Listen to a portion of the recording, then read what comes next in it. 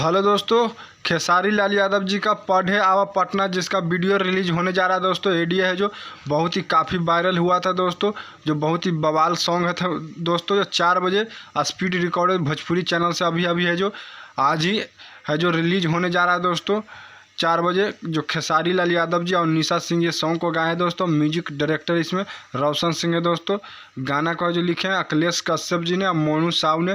जो बहुत ही बवाल सॉन्ग है दोस्तों, जिसका फुल वीडियो है जो आज 4 बजे रिलीज होने जा रहा है दोस्तों। अभी थोड़ी देर में जो अभी 3 बजे मैं वीडियो बना रहा हूँ दोस्तों, आप लोग का अपडेट के लिए 4 बजे जो फुल वीडियो आप लोग को देखने को मिल जाएगा दोस्तों। तो बहुत ही बवाल आप लोग देखें दोस्तों, कमेंट जरूर कीजिएगा।